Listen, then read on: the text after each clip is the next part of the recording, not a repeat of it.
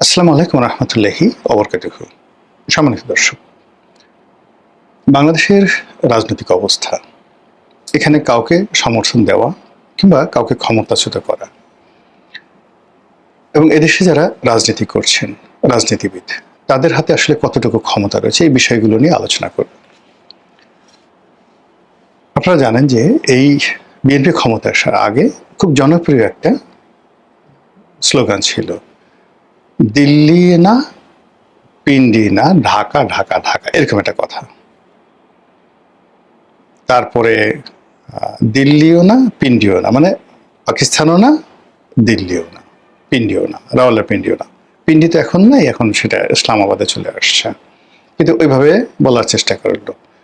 আরেকটা স্লোগান ছিল, সবার আগে বাংলাদেশ, বাংলাদেশ ফার্স্ট। আরেকটা স্লোগান ছিল, আই হ্যাভ এ প্ল্যান। এরপর ওটা চলে গেল, উই হ্যাভ এ প্ল্যান। এর বাইরে জামাতের যারা ইনফ্লুয়েন্সার ছিল, তারা ইনকিলাব জিন্দাবাদ, ইনকিলাব জিন্দাবাদ, এই কথাটা বলার চেষ্টা করত। আর জামাতের ওই যে প্রচার প্রপাগান্ডা, আমরা ভালো মানুষ, আমাদেরকে ভোট দিলে দেশের উপকার হবে, এমনকি জামাত ইসলামে ভোট দিয়ে যদি কেউ একটা বিড়ি টানে সেটাও নাকি জান্নাতের, এরকম কথাবার্তা নানা রকম নির্বাচনকে কেন্দ্র করে, নির্বাচনের আগে পরে জয়লাভের জন্য অনেক অনেক কথা বলেছে।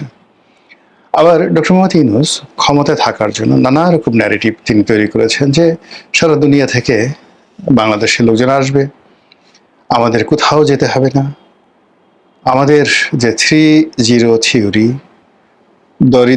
দারিদ্রতা জাদুঘরে চলে যাবে, বেকার সমস্যা থাকবে না, সবাই ব্যবসা করবে।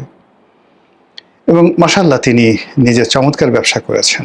ডক্টর মোহাম্মদ ইউনূস অসাধারণ ব্যবসা করেছেন, তার যারা আপনজন লোকজন আছেন তারাও ব্যবসা করেছেন। তারপরে তিনি চলে গেছেন। তো চলে যাওয়ার পরে এখন এরকম একটা জটিল অবস্থা তৈরি হয়ে গেছে যে এখন আর আসলে দিল্লি পিন্ডির মধ্যে স্লোগান দিল্লি না পিন্ডি এই থাকছে না। এখন একটাও থাকছে না দিল্লি, পিন্ডি, ওয়াশিংটন বা বেইজিং কিনা, এটা বলা যাচ্ছে না। এর কারণ হলো যে আমাদের এখন এই মুহূর্তে যা কিছু হচ্ছে, এখানে কোনো পলিটিক্যাল ডিসিশন, পলিটিক্যাল নেগোসিয়েশন এটা হচ্ছে না এই বাংলাদেশে এখন। মানে আমরা যেটাকে দিল্লির সাউথ ব্লক বলি, দিল্লিতে সাউথ ব্লক বলি, যেখানে দিল্লির রাজনীতিবিদরা থাকেন। বাংলাদেশের বিষয়গুলো নিয়ে সেই সাউথ ব্লকের যারা কর্মকর্তা রয়েছেন, থিঙ্ক ট্যাঙ্ক রয়েছেন, রাজনীতিবিদ রয়েছেন, তারা আর বাংলাদেশের বিষয়টা দেখাশোনা করছেন না।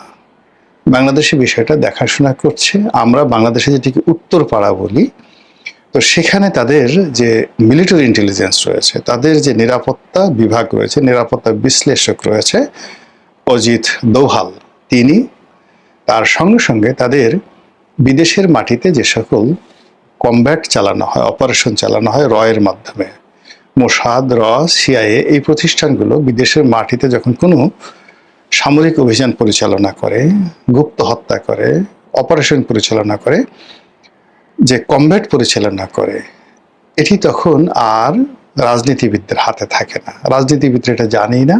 রাজনীতিবিদরা তাদের যে টোটাল যে ফাইলগুলো, সেই ফাইলগুলো তারা তাদের ডিফেন্স মিনিস্ট্রিতে চলে যায়। এমনকি এমন কতগুলো গুরুত্বপূর্ণ থাকে যে তাদের ডিফেন্স মিনিস্টার, যেমন ভারতের এমন অনেক গুরুত্বপূর্ণ বিষয় আছে যেগুলো অজিত দোভাল জানেন, কিন্তু প্রতিরক্ষা মন্ত্রী রাজনাথ সিং জানেন না।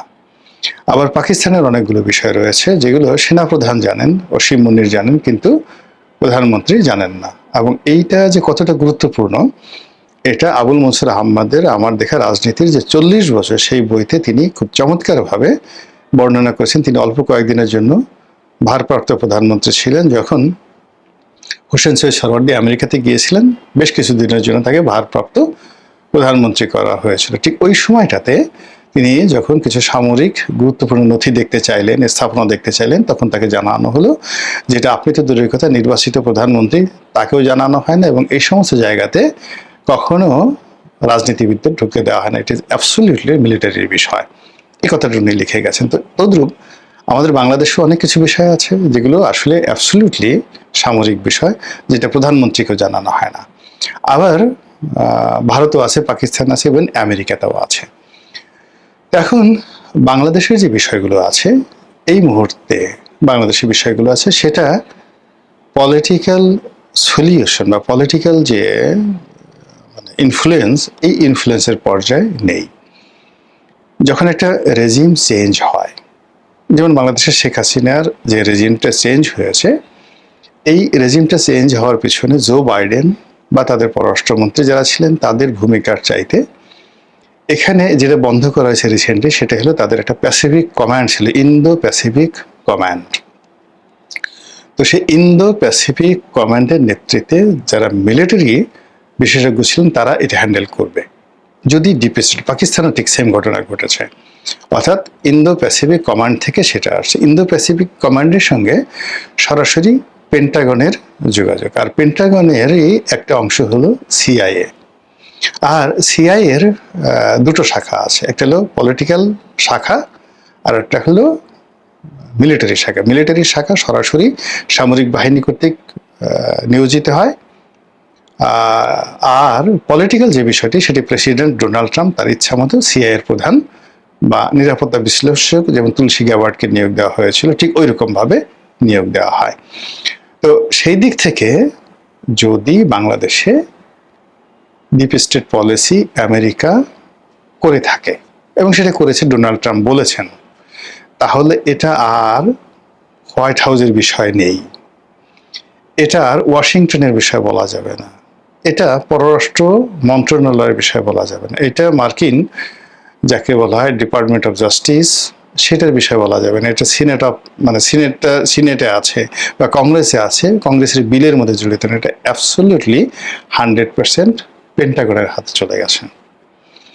তো যখন পেন্টাগন তার শক্তিমত্তা, মিলিটারি ইন্টেলিজেন্স এগুলো ব্যবহার করে অনেকটা সেমি যুদ্ধ, গেরিলা যুদ্ধ কিংবা একটা দেশকে উত্তপ্ত করার ক্ষেত্রে, সেখানে আক্রমণ পরিচালনা করার ক্ষেত্রে যা কিছু করে, তখন সেই সকল দেশ মোটামুটি একটা যুদ্ধ ঝুঁকির মধ্যে থাকে, অভ্যন্তরীণ কিংবা বহির্শত্রু এরকম একটা যুদ্ধের মধ্যে থাকে। যেমন এখন যেটা তাইওয়ানের বিষয়টা বা ইরানের বিষয়টা, ইউক্রেনের বিষয়টা, এটা আসলে ডোনাল্ড ট্রাম্পের উপর নির্ভর করে, সে শুধুমাত্র বকর বকর করছে, পুরো বিষয়টি আসলে নির্ধারিত হচ্ছে পেন্টাগন থেকে। কাজে আমাদের দেশে ফার্স্ট থিং হলো আপনাকে বিশ্বাস করতে হবে যে কোনো আপনার ডিপ স্টেট নেই, কোনো ডিপ স্টেট ছিল না, নাথিং। তাহলে আমেরিকার সাথে যে বাংলাদেশের সম্পর্ক ঢাকা ভার্সেস ওয়াশিংটন হবে। আর যদি এখানে ডিপ স্টেট থাকে তাহলে আপনি বলবেন Dhaka versus Pentagon, Dhaka versus, এর বাইরে কোনো দাড়ি কমা সেমিকোলন কিচ্ছু নেই। আর আমাদের যারা রাজনীতিবিদ তারা যতই মার্কিন পররাষ্ট্র দপ্তরে দৌড়াক, ডোনাল্ড ট্রাম্পের অফিসে দৌড়াক, লবিস্টের পিছনে দৌড়াক, কিন্তু এটা সামরিক চ্যানেলে যতক্ষণ না পর্যন্ত এটা নেগোসিয়েশন না হবে ততক্ষণ পর্যন্ত এই যে একটা গ্যারাকল জাতাকল, এর মধ্যে থেকে আমেরিকার জায়গা থেকে আমরা বেরোতে পারবো না। এই গেল আমেরিকা অর্থাৎ পেন্টাগন। Secondly Mossad. এখন মোসাদকে বলা হয় পৃথিবীর সবচেয়ে দুর্ধর্ষ, এর চেয়ে দুর্ধর্ষ, এর চেয়ে ইফেক্টিভ এবং এর চেয়ে ধ্বংসাত্মক বিষয় নেই। মোসাদ যেখানে তাদের স্বার্থ আছে সেখানে যদি তারা হস্তক্ষেপ করে, নট লাইক দ্যাট। মোসাদ কিছু কিছু জায়গাতে তারা তাদের একটা বাফার জোন গড়ে তোলে, সেফ জোন গড়ে তোলে, এবং তাদের জন্য সেই সেফ জোনটি এই মুহূর্তে পৃথিবীর সবচেয়ে বাফার এবং সেফ জোনটি হলো ভারত। এবং সেই ভারতের যে সেফ জোনটি, এটি আমেরিকাও মেনে নিয়েছে, কিন্তু ইরান এটা মানছে না। আপনি দেখেন এই যে এখন ইরানের সাথে আবার নতুন করে যুদ্ধ হলো এবং ভারতীয় জাহাজগুলো সেখানে বন্ধ করে দিয়েছে, এবং তারা নরেন্দ্র মোদীকে ডাইরেক্ট বলেছে যে তুমি যদি তোমার এই বাফার জোনটি ওখান থেকে না সরাও তাহলে সেখান থেকে সরাসরি আমরা এখান থেকে আমাদের জানা আছে যে কোথায় তোমরা ড্রোন উৎপন্ন করছো ইসরায়েলের জন্য, কোথায় তোমাদের অফিস আছে, কি আছে, ডাইরেক্ট আমরা এখান থেকে তোমাদেরকে আক্রমণ করব। ফলে কি হলো, এই যে ভারতে যে তাদের বাফার জোনটা আছে, সেই বাফার জোনটা তুলনামূলকভাবে যদি বাংলাদেশের মধ্যে চলে আসে, ভারতের মদতে এবং মোসাদের মদতে এবং আমেরিকার মদতে, আমি তো আশ্চর্য হব না। যেটি বুঝতে বুঝতে হয়তো দেখা গেল যে ইরানের অনেক সময় লাগবে, আর ইরান যত সহজে ভারতে আক্রমণ করতে পারবে তত সহজে বাংলাদেশের মধ্যে কিন্তু তারা আক্রমণ করতে পারবে না, বিকজ এটা এত পাবলিকলি মানে ডেন্সিটি এখানে অনেক বেশি, যে এখানে যে কোনো একটা দুর্ঘটনা ঘটার সঙ্গে সঙ্গেই প্রচুর ক্যাজুয়ালিটি হবে, অস্বাভাবিক ক্যাজুয়ালিটি হবে। ফলে বাংলাদেশের সঙ্গে মোসাদের যে রিলেশন নিয়ে ইদানিং যে কথাবার্তা হচ্ছে, এবং অনেক দিন থেকে আমরা অমুকে মোসাদের এজেন্ট, অমুকে মোসাদের কাছে টাকা নিয়েছে, মানে নানা রকম যে কথাবার্তা আমরা শুনে আসছি, সেটা যদি পেন্টাগন ভার্সেস ঢাকা হয়, ডিপ স্টেট হয়, এখানে মোসাদ অনিবার্য। গেল মোসাদের কথা।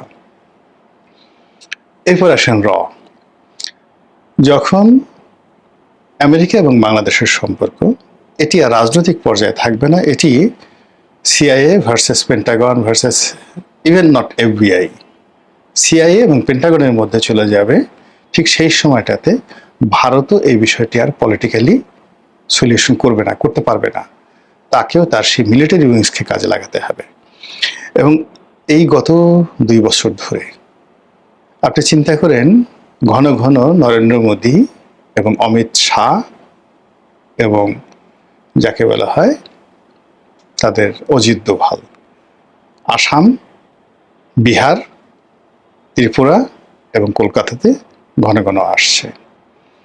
যেভাবে মমতা ব্যানার্জিকে হটিয়ে অনেকটা বাংলাদেশের কায়দায় ভোট র্যাগিং করে 2 নম্বরই করে তারা পশ্চিমবঙ্গের ক্ষমতা বিজেপি দখল করেছে, যেভাবে শুভেন্দুর মতো মমতার একজন সাধারণ কর্মীকে যেভাবে সেখানে প্রতিষ্ঠিত করা হয়েছে, ইট মিনস কলকাতা কেন্দ্রিক, কলকাতাতে যেভাবে ব্রিটিশ জমানাতে ফোর্ট উইলিয়াম দুর্গ তৈরি করা হয়েছিল, ইতিহাস বারবার ঘটতে থাকে। দেখেন, মানে আমি বারবার ইতিহাস বলি এই কারণে যে যেহেতু ইতিহাসের ছাত্র, একই ঘটনা বারবার ঘটে। ইস্ট ইন্ডিয়া কোম্পানি তাদের যে সাবকন্টিনেন্টাল যে headquarter, that was in Madras, মানে এখন যেটাকে আমরা দক্ষিণ ভারত বলি, নরেন্দ্র মোদীর যে এলাকা গুজরাট, মুম্বাই, মানে এই পুরো দুটো অংশ, একটা হলো উত্তর ভারত আর একটা হলো দক্ষিণ ভারত। তো উত্তর ভারতের যে অংশ, সেই অংশের মধ্যে প্রাইম যে জায়গাগুলো আছে তার মধ্যে ধরেন দিল্লি, এলাহাবাদ, রাজস্থান, এই জায়গাতে আপনি গিয়ে দেখেন, এটাকে বলে উত্তর ভারত। আর দক্ষিণ ভারত বলতে ওই যে শিবাজি রাওদের ওই পুরো এলাকা, দাক্ষিণাত্য, মাদ্রাস, গুজরাট, এই সমস্ত এলাকা। তো ওখানে তারা প্রথমে ঘাঁটি করলো, মাদ্রাজে তাদের ঘাঁটি করলো, মাদ্রাস প্রেসিডেন্সি এটা দীর্ঘদিন নাম ছিল। কিন্তু পরে দেখলো যে না, কৌশলগতভাবে মাদ্রাজের চাইতে তাদের জন্য হুগলি এবং তাদের জন্য কলকাতা, হুগলি, মুর্শিদাবাদ এবং বাংলা, বিহার, উড়িষ্যার গুরুত্বপূর্ণ, এবং বাংলা, বিহার, উড়িষ্যার এই এলাকাকে ডমিনেট করার জন্য এই প্রথম তারা ওখানে একটা দুর্গ নির্মাণ করলো, ফোর্ট উইলিয়াম দুর্গ। এবং সেই ফোর্ট উইলিয়াম দুর্গকে কেন্দ্র করে এই পলাশীর যুদ্ধ, এবং পলাশীর যুদ্ধ পরবর্তীতে ইতিহাস জানে যে বাংলা থেকে তারা যে রাজত্ব শুরু করলো, এরপর তারা ধীরে ধীরে মাদ্রাজের দিকে এগুলো সেকেন্ড ফেজে। সেম ঘটনা আরো আগে, অর্থাৎ 1026 সনে ঠিক একই ঘটনা ঘটল। অর্থাৎ দক্ষিণ ভারতে রাজা ছিলেন রাজেন্দ্র, চোল সম্রাট রাজেন্দ্র। তো তিনি এই নরেন্দ্র মোদীর মতো ওই এলাকাতে বেশ সুখে শান্তিতে ছিলেন।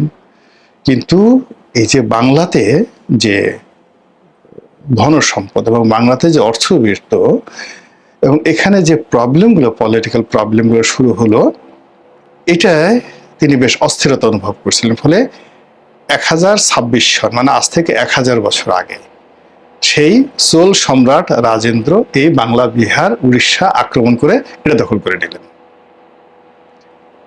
তো এখন দেখেন যে উত্তর ভারতের রাজনীতি, মানে দিল্লি, আগ্রা, এলাহাবাদ, এই যে পুরো যে এলাকাটা, মধ্যপ্রদেশ, ইউপি, এই এলাকার যে রাজনীতি এরা কন্ট্রোল করছে কারা? দক্ষিণ ভারতের লোকজন, অমিত শাহ এবং যাকে বলা হয় নরেন্দ্র মোদী। তো এগুলো করার পরেও এই যে বাংলা বিহার উড়িষ্যা,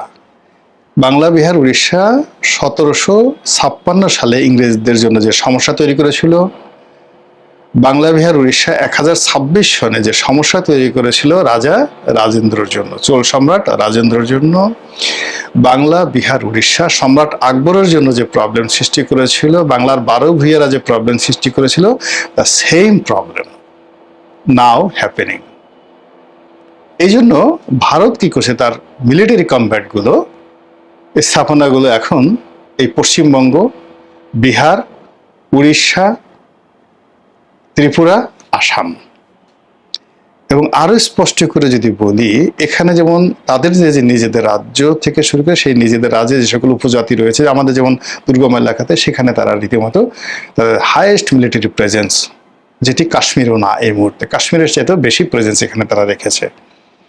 আর আমাদের যে সীমান্ত, আমাদের সীমান্তে তারা এই গত 2 বছর যাবৎ যে মানে মিলিটারি যে উপস্থিতি, সেই উপস্থিতিতে তারা মানে এখান থেকে তারা যদি মুভ করতে চায়, উইদিন 1 ঘন্টায় তারা মুভ করতে পারবে। তাদের এয়ারফোর্স, তাদের নেভাল ফোর্স এবং তাদের স্থলবাহিনী, ক্যাভারি, মানে আমরা যেটাকে বলে গো টাওয়ার, এটাকে এখন মানে ইনফ্যান্ট্রি বলা হয়, পদাতিক বাহিনী। এই পদাতিক বাহিনী যে সমাবেশ তারা করেছে সীমান্তের ওপারে, পশ্চিমবঙ্গ, তারপর শেষে ত্রিপুরা এবং আসামে। একটু যদি আপনাদের স্যাটেলাইট ইমেজ থাকে, একটু দেখে নেন যে ওখানে আসলে কি হচ্ছে সীমান্তের ওপারে, জাস্ট একটু দেখে নেন।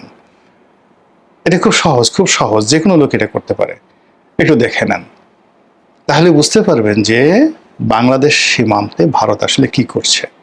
একদিকে বঙ্গোপসাগর, অন্যদিকে সব মিলিয়ে আমরা কি একটা অবস্থার মধ্যে আছি, একবার একটু বোঝার চেষ্টা করেন। আমাদেরকে একটু সতর্ক হতে হবে না? তথ্য ডাটা জানতে হবে না? নিজেদের যে পায়ে যতটুকু শক্তি আছে সে শক্তি দাঁড়াতে হবে না? নচেত আমরা তো আসলে পালানোরও সময় পাবো না। মহান আল্লাহ আমাদের সবাইকে হেদায়েত দান করুন এবং হেফাজত করুন। আসসালামু আলাইকুম ওয়া রাহমাতুল্লাহি ওয়া বারাকাতুহু।